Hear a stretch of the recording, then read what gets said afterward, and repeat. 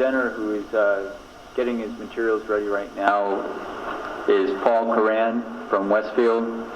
Paul is with the Chautauqua County Citizens for Responsible Wind Power, a group who has been carefully studying the Westfield Ripley project.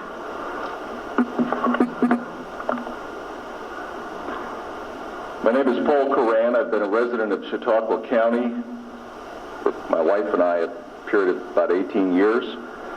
Privileged to have chosen Westfield and live in that community and work with the people in that area. The Chautauqua County Citizens for Responsible Wind Power is comprised of individuals who are committed to helping its community move forward. We have concerns, they are listed there. We have concerns so that we would support the responsible siting of wind power developments so that they are protective of the environment, natural resources, migrating birds, endangered species, scenic views, historic districts, residential property values, and our local economies. Serving as one of the committee members, it's been a privilege of mine to work with some really great people. They are great people. And this presentation this evening is a result of many people's efforts that have given of their time and their energies, and I just wanted to say thanks to each of them. We're a group of diverse individuals. There are several hundred members that identify themselves with the citizens group throughout the region. And our concern, of course, is a place that is well known. I'm going to have to move this a little bit closer. The ridge, this famous ridge, is one that is commented often for its beautiful hardwoods. It is part of the designated IBA, a major migratory flyway. There's a significant wildlife population. It's also an agricultural residential district, and it's home to many, many people in the Westfield Ripley area. As with all projects, there are potential positives and there are potential negatives. I'll not seek to read each of them, but I will highlight a few of these for you that you can make note of, issues that we are concerned about. We talk about balance and creating a balance and how that is essential.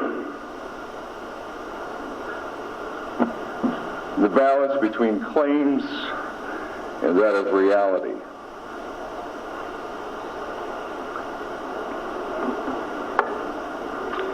It's my hope that you'll be enlightened to the realities that people like you and me are facing throughout our area, and those that are living with wind turbines.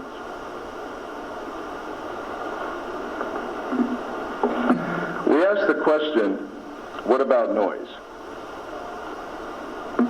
It's often claimed that it's not a problem with wind power, and regrettably this is not the case. In our research and the research by numerous individuals with our committee and outside, it's a consistent complaint of those who live around wind turbines. The larger the turbines are, the greater the experience of noise by residents. It's not only the level, but the specific quality of noise created by turbines that makes it annoying. And due to atmospheric conditions, the noise created is generally louder at night and during the traditional sleeping hours. Although the noise is louder at night, noise studies are usually done in the day. The sound is amplified by the interaction of multiple turbines. The sound is greater at a distance than when one is closer under a turbine. In international models used for assessing turbine noise, relevant atmospheric behavior has been overlooked. The SES models need to be revised in order to be accurate. We talk about noise, we talk about industrialization of a rural agricultural residential district. There are factors with low-frequency noise. People have spoken out and share, and not just from within our region, but from across our country, those that are living with it. The proponents and developers involved in adverse, and those that are involved in wind development projects, they advertise that wind projects are not noisy or disturbing to nearby residents. Those who live near these developments consistently state otherwise. In fact, in cases where wind developers have been forced to buy the homes of distraught residents, the noise created by these huge machines is always one of the issues. In fact, there are 2 cases that are cited from Myersdale, Pennsylvania, where homes have been purchased back. The problem lies not only in the level of sound created, but in its quality, which is often likened by those living near turbines to be like a freight train or some pulsing of a helicopter at a close range. The first study completed on wind turbine sound at residents in the Netherlands has shown that experience to be justified. The findings show that wind projects produce more sound than expected, especially at night. The highest sound levels often occur on what are considered to be quiet nights due to atmospheric conditions. Higher turbines result in greater difference between expected and actual noise levels.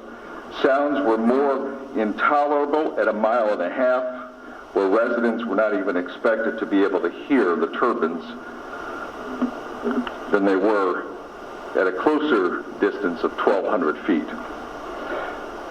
It's more important that we listen to and learn from the actual experience of those that are living near the turbines, rather than those who are out to make a profit from the development of these industrial sites. Take a look with me, if you would, at some of these statements of individuals, people who are living with the consequences, the adversities of living near them. Regardless of whether you see them or not, you still hear them. This comes from Pam Foringer from Casanova, New York, near the Fenner Wind Project. You hear them even when they're even not operating. When the brake stops, the rotors, because it's too windy, you hear a clunking and a grinding that sounds like a freight train's cars bumping together. And when it's time to start them again, it's likened to that of a jet engine.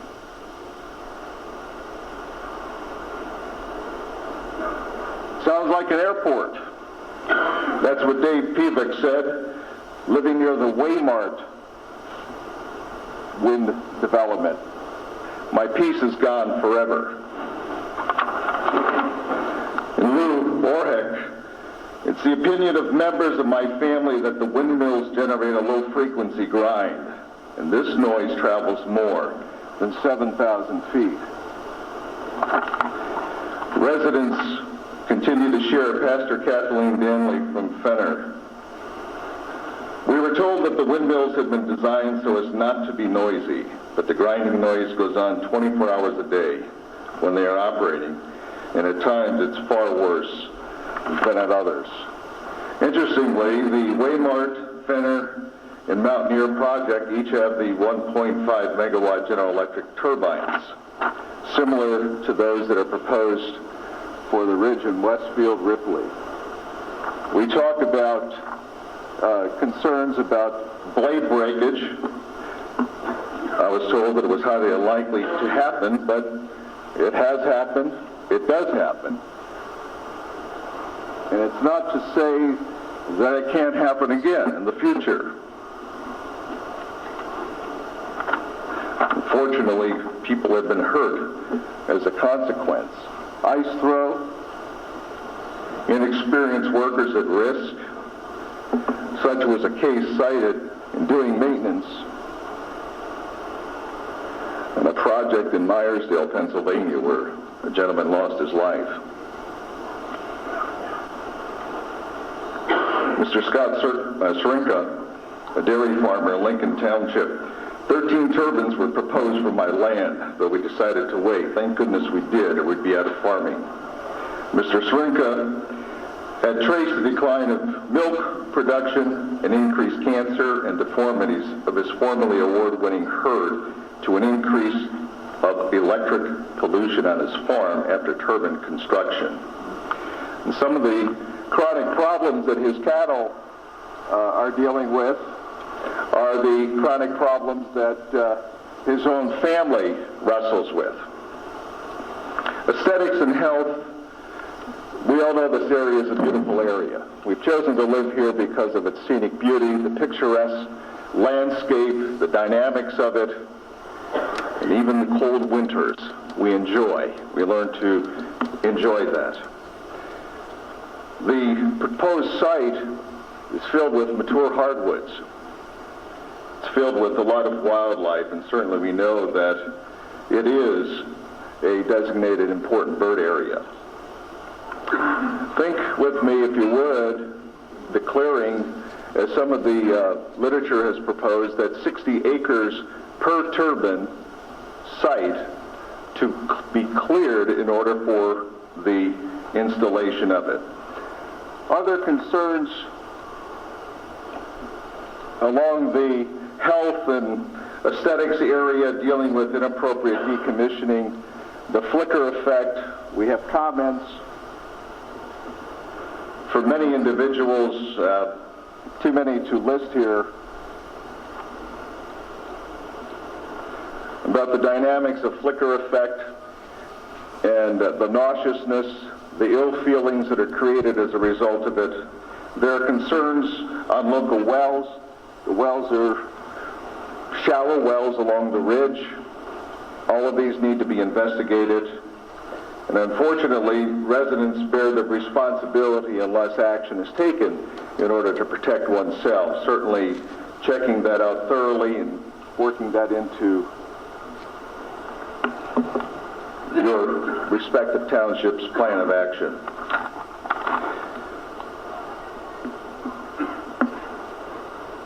Pictures are worth 1,000 words or more, and such is the case of this residence where this turbine is located 3,200 feet from their home on the lower side of the hill in which they live. There are direct impacts on wildlife. The municipalities will need assistance evaluating the acceptability of projects as they impact wildlife. Some considerations. With wind turbine projects, the greatest risk is to birds and bats. Chautauqua Wind Power's proposed project, millions of birds and bats could be at risk every year. Birds that could be at risk include birds of special concern and threatened or endangered species. Migrants at risk include seriously stressed night migrating songbirds, peregrine falcons, bald eagles, and golden eagles. The resident birds of most common concern in Chautauqua County belong to our newly established or reestablished population of bald eagles. At least 2 active bald eagle nests are in close proximity to the Chautauqua Wind Power project. Millions of night migrants flying over the Chautauqua Wind Power project in both spring and fall include unknown numbers of bats, some of which could come from populations that are seriously stressed. New York State's political goals of increasing the use of wind energy for electricity in New York State, we could see literally thousands of turbines erected within the next 10 years. Placement is critical. It's a vital component of this development. If care is not taken in properly siting projects, the cumulative effect to our wildlife resources will be devastating. Most municipalities will need assistance. Needs emphasis. We all need assistance in this process. We're charting some new ground, breaking up some area that we haven't traveled before. May I suggest that assistance should be sought from objective experts. Take the initiative of those that are independent, of those that run the risk of being biased because of who their employer is. Objectivity is the key. NYSERDA has vested interest in seeing projects established. Like developers, they have a product to sell.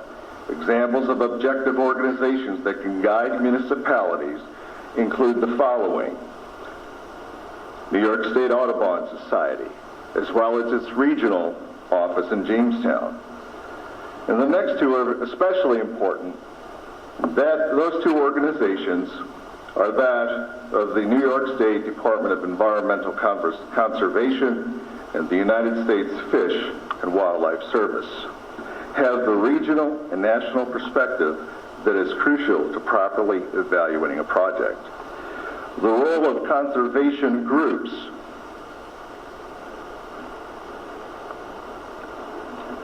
As soon as developers approach town leaders, leadership should make an effort to contact local environmental groups and use them as a resource.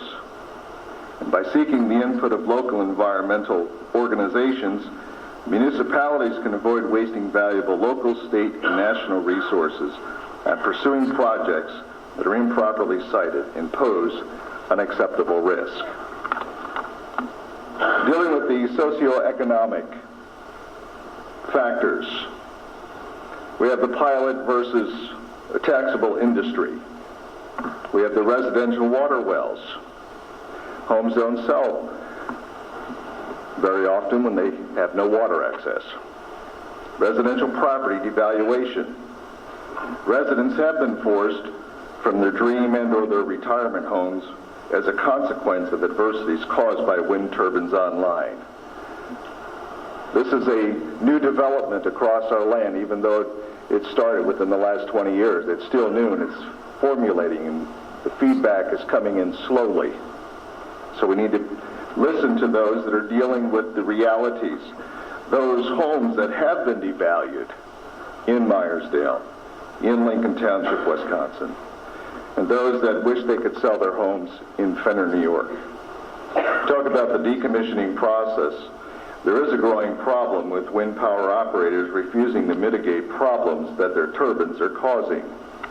I've been in homes of residents' homes living near turbines where problems have not been mitigated.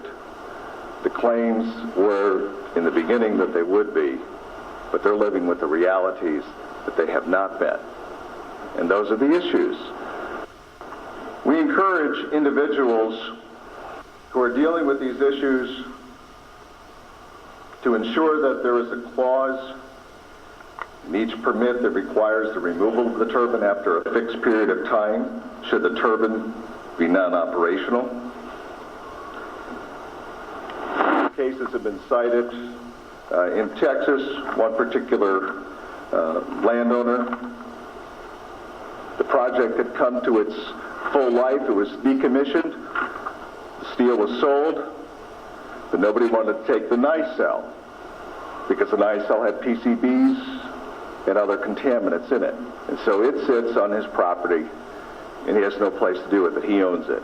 The other challenge is finding who it is that actually owns the project, because most projects are sold off during the construction phase of the proposed site. When we talk about the pilot versus a taxable industry, one more.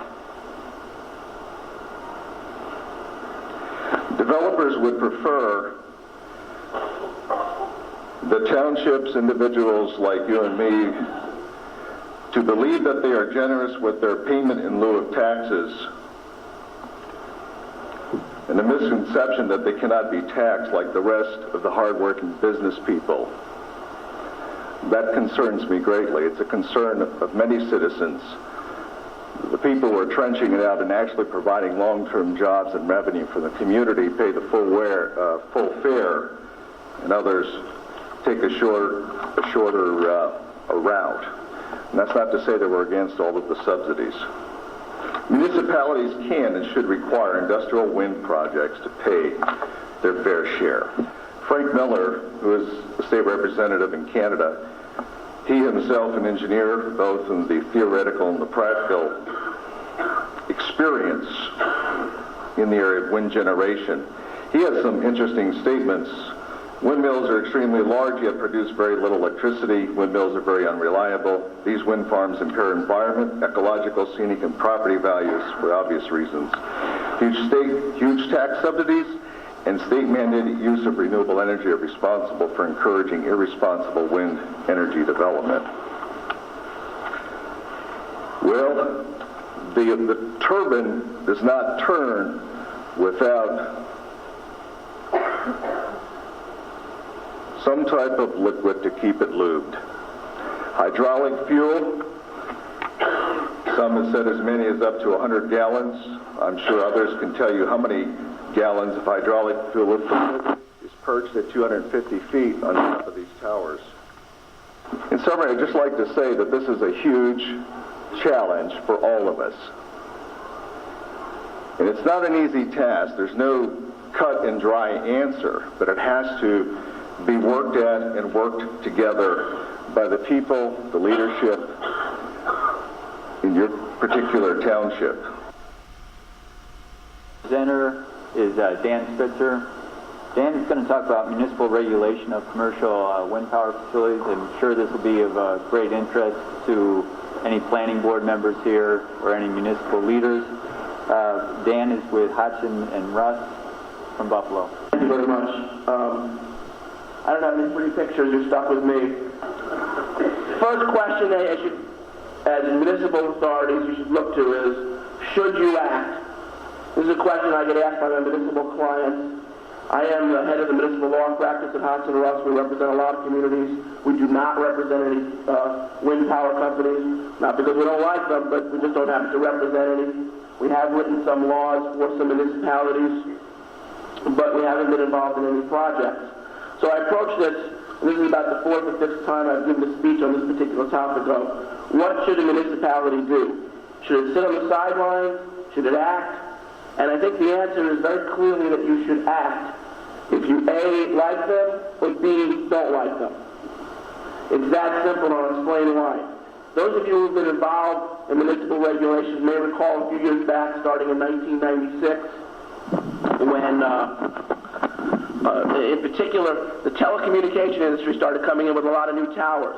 And a lot of towns said, well, our law doesn't allow these towers, so there's no problem. Then the Court of Appeals came along and said, no, these telecom towers are utilities. And therefore, you can't simply say no by not allowing them in their code. Utilities are deemed allowable uses, whichever spot is the least intrusive into the local zoning. Great example of that rule of bad law being made from a certain set of facts. There was a town that said to Con Edison, you can't expand your nuclear plant, you can do it elsewhere. And the Court of Appeals said, basically, what are you, nuts? It's a nuclear plant. You can't just pick one up and start one elsewhere. It obviously makes sense to expand it in this location. And from that was derived the general law of utility location of if the area is that there's a need and it is the least intrusive in the zoning, it is allowed unless you can show reasons for saying no to it. So there are four things you can do. You can have them as an as-of-right use, basically say here's where they can go. And by this I'm talking specifically about the wind farms. I'll get into what I think should be in your laws, and you certainly should talk about small systems as well as large systems, but I'm mostly talking about the large wind farms. You can say wind farms are allowed as an as-of-right use in a particular area, such as industrial zones.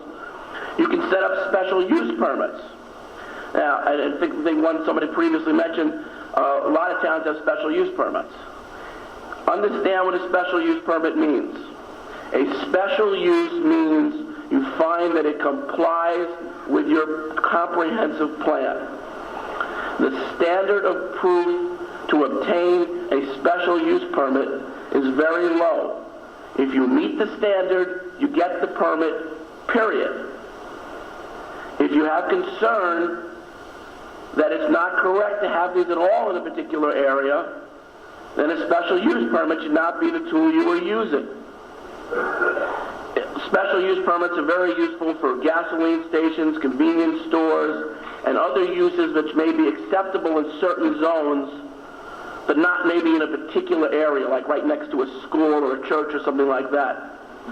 Special use permits, in my opinion, are not a good tool for regulating potential nuisance type or other high environmental impact type uses. The third approach that you could take is you could simply ban them and say, we do not allow large wind energy farms in our community. If you take that approach, you have not banned them. Instead, what you have done is required them to get a use variance. Normally, getting a use variance is a very difficult thing to do. You literally must show that it's virtually unconstitutional to say no, that you can't use the property for any other use. And as was explained by a lot of the other speakers, particularly the last speaker, usually the property's already got another use, such as agricultural. So under the standard for a use variance, well, the land's already making money, you don't have any right to it. The standard for a use variance for a utility is much lighter. It's much easier to get and much easier to meet. And as I say, there haven't been cases on this in New York yet, but I do believe that the courts, when they look at it, will look at the wind systems as utilities. So what should you do? In my opinion, you should take the fourth option. You should create a law that says if you want to put a wind energy conversion system in our community, a wind farm, you have to get a wind overlay zone. An overlay zone is a floating zone that goes in a particular area with a particular project. And basically, as a zone, it requires a rezoning to create that area. So if you, for example, say, we allow wind energy farms in these areas and in wind overlay zones, the applicant must obtain a rezoning from you. Why do I like that? Because if you want to say no to any project, you never have greater authority as a municipal entity than when you are saying no to a rezoning. A rezoning is a legislative act. To demonstrate that it is illegal, you must show so by beyond a reasonable doubt the highest standard of proof in our law. It's very difficult to overcome the denials of rezoning, absent the same showing as with the use variance. You really have to show it's almost illegal not to grant the zoning. And it's very difficult to get. Now, I mentioned earlier that you should act if you like these or if you don't like these. If your community is not necessarily just saying, get lost, but wants to do them in the right places. One other factor that comes up quite often, it was mentioned by two of the speakers, is host community agreements and other fees. Now, in New York, we don't have contract zoning. You may not say, I will allow your project in here if you pay me this amount of money. Nevertheless, in New York, with any nuisance type project, you should get paid for allowing it in your community because there is an impact. Quite often these projects are put forward by the IDAs so that you may have very little revenue use. If you are a town in particular, think about your tax structure. Who has the smallest tax rate of school, county, town? It's always the town. Host community agreements, all the money can come to you. And host community agreements are perfectly legal. They're voluntary agreements. You cannot tie them to an approval. But, as was mentioned under the Environmental Impact Statement Review, the economic impact is part of the considerations that you're allowed to go through at that level.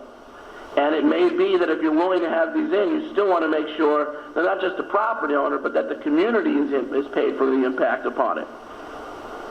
And communities can be impacted.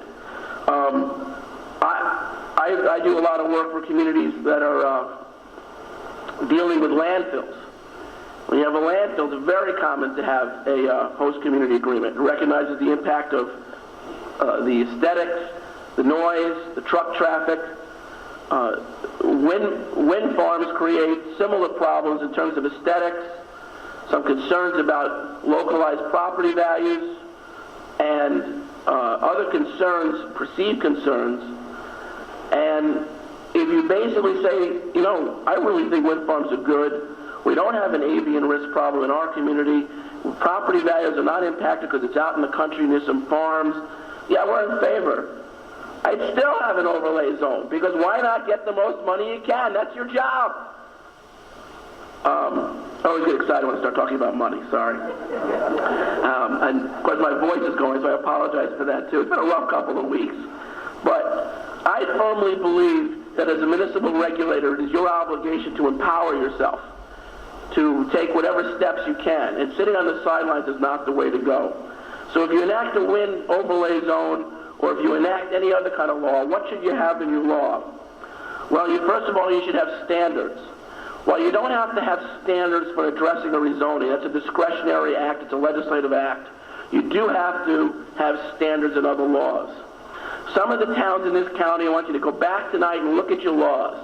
And if you can't tell me in your law what's the standard for saying yes, then guess what? You've already said yes. Because if there's no standards in the law and you meet the conditions, you must grant the permit. That's zoning law in this state. You do not have discretion. Seeker is not a licensing law. You do have authority under seeker to say no in certain cases, such as the unique situation, particularly in this county, where you have a significant avian risk and a very unique avian risk area. Seeker may support a denial, but seeker does not by itself dictate a yes or no. It is an investigatory statute.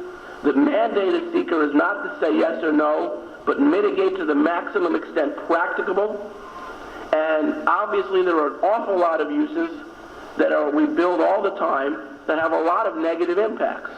Seeker doesn't require them not to get built.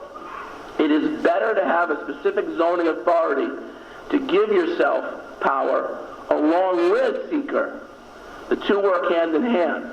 On the other hand, if you go the other route and you choose not to regulate these, then it doesn't matter what seeker says, because if you don't have an action at the local level, you don't get to do a seeker review at all, period.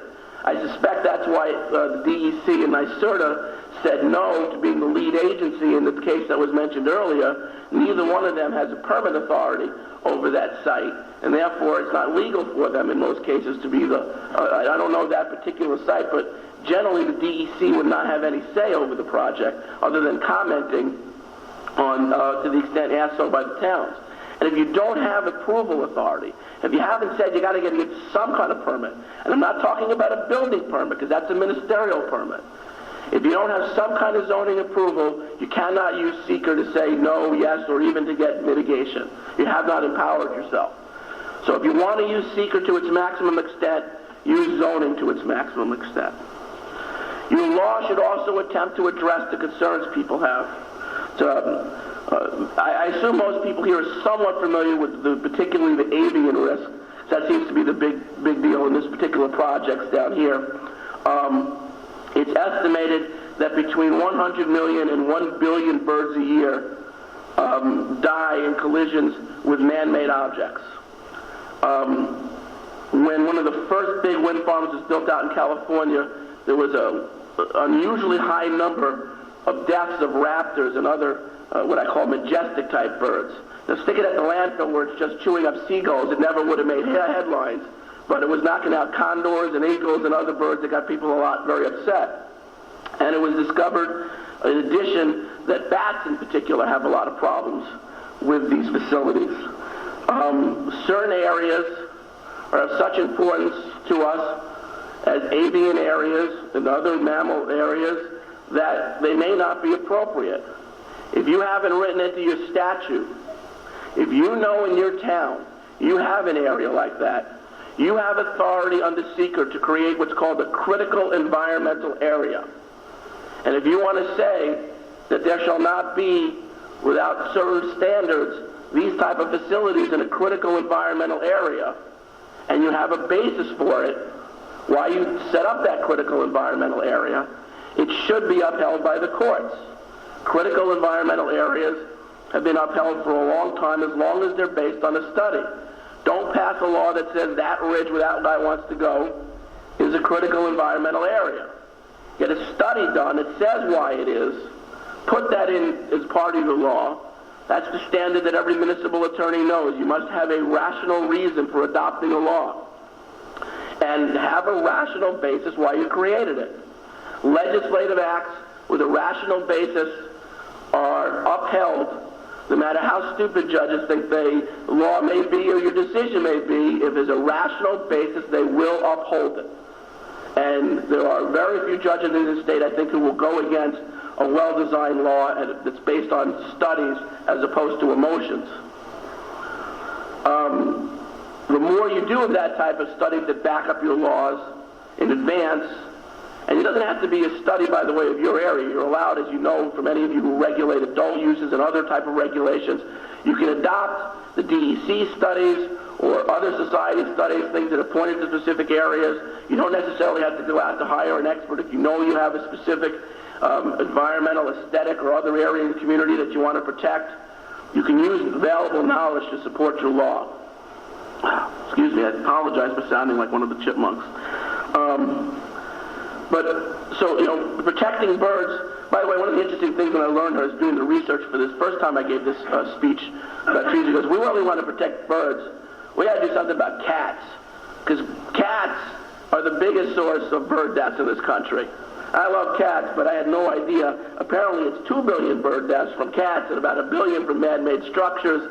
So, neuter your cat and join the Audubon Society, I guess is the advice. But if you, avian risk is not just some form of NIMBY in certain areas. There are certain areas of this state where some people have raised avian risk, and there's just simply no basis for it. There's just simply no proof of important flyways or other populations that generate it. I don't think that's the case, though, in this county. You also want to deal with noise. You want to have specific setbacks. You want to have setbacks generally of about 1.5 times the height of the structure measured from the ground to the top of the blade. If you have a illegitimate setback, if you simply say, when I was doing telecom work for a company, one community had a setback of 2,000 feet. And they refused to give us an area variance, and we sued them, and the judge looked at the attorney and said, 2,000 feet on a 100-foot tower? Were you people kidding? How is there possibly a danger? But 1.5 times, there's only 600 feet on a 400-foot tower, not very far for a falling tower to deal with. And unlike telecom towers, these don't necessarily snap in the middle. If they come down, and I don't think many have come down, but if they come down, I don't want to be within the area. Legitimate fallback zones are safety concern, but they're also important from a point of view of dealing with noise.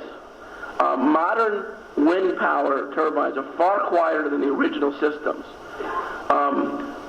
When you get not far away from them, they're really not that loud at all. And if you therefore set up a perimeter around them of a reasonable distance, you're going to address one of the major concerns that neighbors have, which is noise. You're also going to deal with a situation where if you maybe have a situation now where somebody's building a wind system in an agricultural area, but then in the next decade or 2 decades, perhaps that area will fill in with residences, you've already kept some separation. So you don't have those residents who move in after the fact at your meetings every week saying, why aren't you taking these towers down? And we all know that moving to the nuisance is a problem in a lot of communities. Property values is often a concern. It's often a standard. The reality is that there's really not a lot of proof that wind energy farms and other nuisance uses really cause a decline in property values outside of a very localized area. I've dealt with this issue particularly in the area of landfills, which are pretty noxious uses. And I've read probably about 145 appraisals and other studies that are done for landfills. I've read a lot more for telecom. Most studies show that if there is a negative impact, it's very localized, within 1/4 mile. But even in high-end residential areas, for example, with telecom, we did one study in Brunswick by Albany, which is where Joe Bruno is from, very high-end residential area. You get more than 1/4 mile away from where there's an antenna farm, there's absolutely no impact on resale values. And so be careful, and two, if you're using that as a standard and you're making a decision, then you need to have an appraisal so that a competent appraiser demonstrates that there's a harm in property values. For the most part, community property values are not going to be impacted by windmills. Other things that you want to talk about is safety. I know there's a lot of different ordinances on the net and sample ordinances that NYSERDA has put out that talked about things like having proper grounding, making sure that the FCC requirements are done for lighting, FAA requirements, that you follow the electromagnetic standards that are required. All of these things are fine. Keep in mind, of course, when it comes to those federal standards, you're preempted. You can't enforce any of them. But what you want to probably put in your law, too, is you want an emergency contact person's name on each tower. So your fire department, if God forbid there is a problem, can call somebody who's going to be there 24 hours. There's not a lot else you can do in terms of, you can require governors on the systems. You can require automatic safety wind downs. There's a number of things that you can put in your laws that will improve safety. But for the most part, these are jet engines on towers. And they're pretty far above, and the main problem is that they don't fall on you. And the reality is, with the exception of avian and other mammal risks, there isn't a real history of danger from windmills. We don't have a lot of windmills falling down on people and things like that. But it's much more of a wildlife concern in terms of safety. But that doesn't mean you shouldn't have some basic safety measures in there. If there's ever a fire, your fire department should know where to go immediately. Now, some towns put requirements in that they want liability insurance from these entities. It's an interesting question whether you have the right to require these entities to have liability insurance. My response is that, well, we require contractors to have liability insurance before we let them get contractor's license. It's questionable, though, whether it's really within the zoning power. Another thing that comes up is removal bonds. People want removal bonds in place so that if the towers are ever abandoned, and this concern comes up a lot of people feel that a lot of the projects are not economically viable if the tax credits disappear, and a lot of them are tax shelters, and they're concerned they're going to be left with these wind farms on the landscape. So they want a removal bond to remove them. Again, I'm not sure that the zoning law really supports that. If we really wanted to get a lot of aesthetic things out of our landscape, why don't we make Kmart put up removal barns? How many empty Kmarts and Hills and Ames stores do we have around? Nobody would think of putting a removal bond on them. We don't require Niagara Mohawk to put up removal bonds on its towers.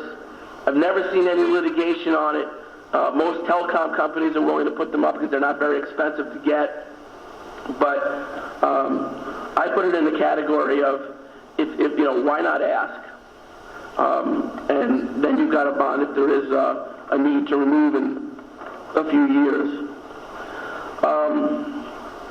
Let's see if there's anything else I wanted to cover. One other thing that I think is important to do with wind farms is that you can state in your law on the seeker that certain projects are Type 1 actions. If you're the lead agency, you have the right to say it's a Type 1 action. So you can declare wind farms to be a Type 1 action.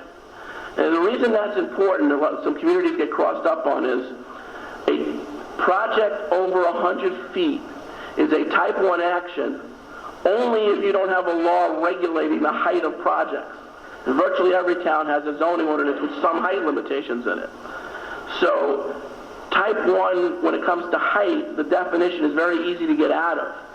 But if you say wind energy farms shall be considered Type 1 projects, it's much easier then to go on to the positive declaration if that's the route that you want to take, and getting seeker involved. And if you don't want to go the negative dec route, with Type 1, there's a presumption of meeting a environmental impact statements. Let's see. In terms of your decision-making process, you obviously should include the public. You obviously should go through seeker properly. Please do not make your decisions based on how many people show up and hand you in a petition. Please do not make your decision based on how many people picketed your house. In this state, public opinion is not a basis for decisions on zoning. Hard facts are. Remember that seeker allows you to hire experts at the applicant's expense within certain parameters. There are a lot of experts out there. There's an enormous amount of information on the net. You do not have to accept the applicant's DEIS. You can form your own opinions and have your own expert work with them, just like you would on a traffic for a large project. I don't think traffic really comes involved with too many of these projects, but you have every right to have the visual study reviewed by your own expert. Hire your own visual consultant and have them select the sites that the balloon should be viewed at and photoed from. Hire a noise expert and have them review the noise study and do their own tests. It's not necessarily that the companies are not telling you the truth, but the companies may not be giving you the answers that your people particularly want. And you have to have substantial evidence to support a decision. Otherwise, by definition, it's arbitrary and capricious. So if your public is dead set against it and they're marching on town hall, that's not a reason to say no. Don't stop doing your job. All the other rules of zoning also apply to these. But to sum up, I think you cannot stay on the sidelines. I happen to think wind power is a wonderful possible thing for New York. Wind power happens to be one of the areas where we are blessed. We have the greatest wind power capacity of any state east of the Mississippi. But that doesn't mean it's right in every single place. And you have the right as local communities to exercise local values. But if you don't take that power, then you live with the decisions. Thank you.